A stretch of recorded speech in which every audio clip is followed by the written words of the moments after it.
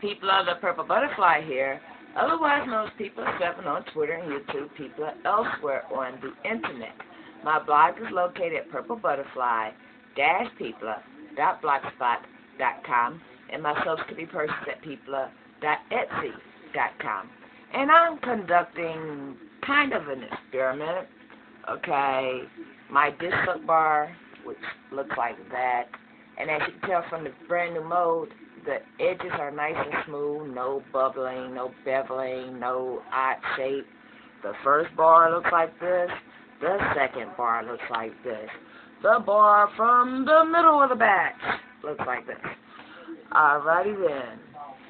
I like consistency, and that mold has proven itself already.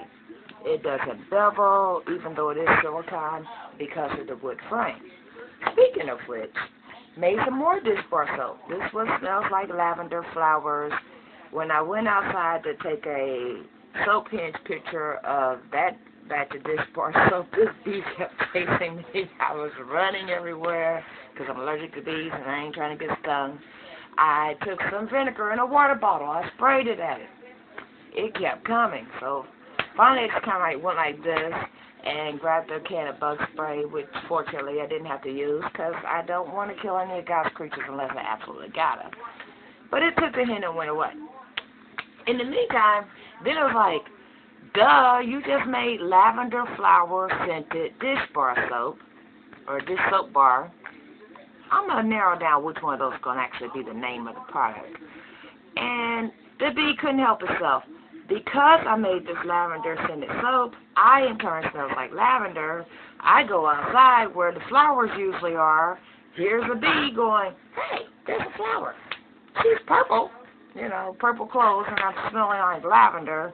Can't really blame the poor little bee. But anyway, conducting an experiment. I made some more of the soap.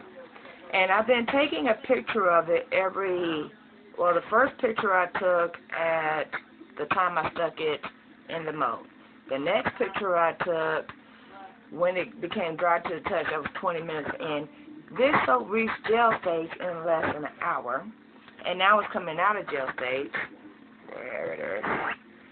And basically I'm timing it. Wow, that's hot. Hold on, let me put it down.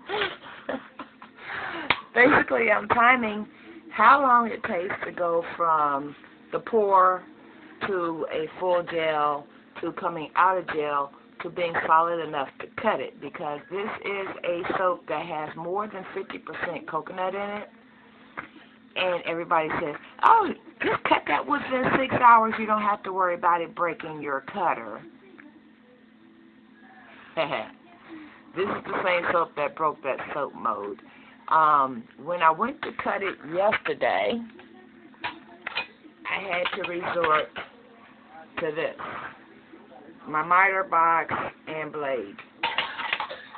Stainless steel, very sharp, very tough implement. Because when I tried to use my standard cheese slicer, it literally, not even halfway through a slice, it got stopped, and it was about to break my wire. That's some hard soap.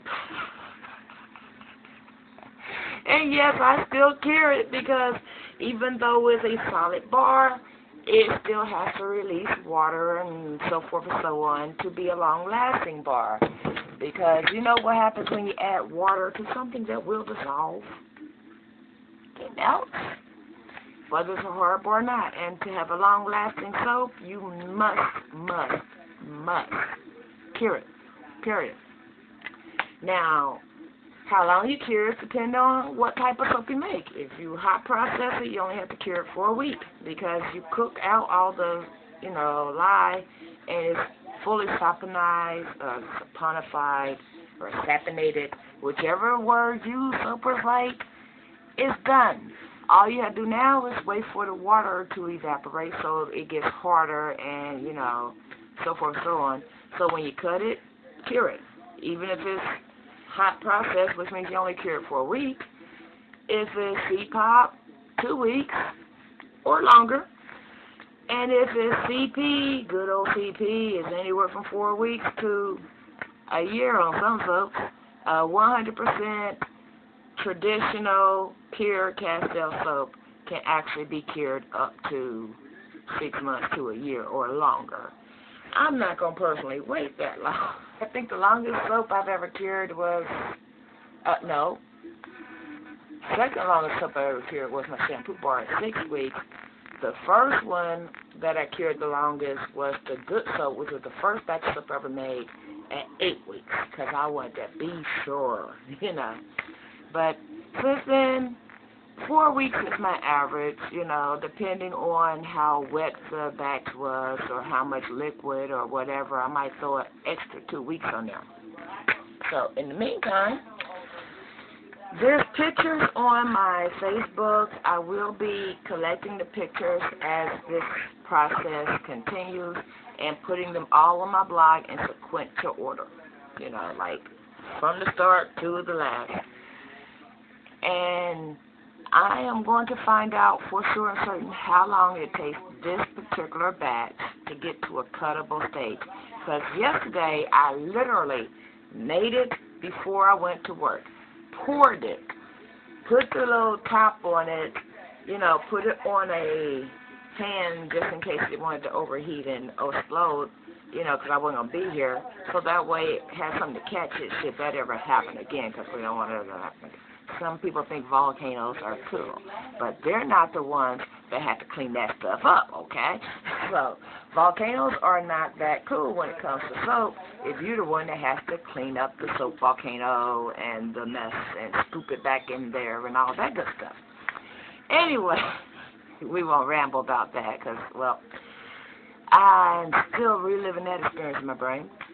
But anyway, after I poured it, I literally looked at my watch, headed off to work. I got back home 3.5 hours from the time I poured it. It was solid. Almost broke my, it's already broken mold. It almost broke the cutter. I will use a knife or that blade and miter box before I stick it in that wire cutter again. Except for this batch, when it comes out, I'm going to give it a test slice. And if it's resolidification, it's going back in that miter box. Anyway, at least I will have something for my notes because I'm not going anywhere today except for to grab something to eat after this process is done. But leaving it alone and then coming back, there are 2 videos on YouTube where one I'm going and I felt like I had a workout. My arms were sore for 2 days after that over this soap. And then yesterday, when I figured out real quick the wire cutter wasn't going to be the way to go. So, I will keep you posted on that. And y'all don't forget to rate, comment, subscribe, stay blessed. Bye now. And then, of course, check out my soaps. I always forget that, don't I? At peepla.etsy.com and my blog at purplebutterfly-peepla.blogspot.com. Bye now.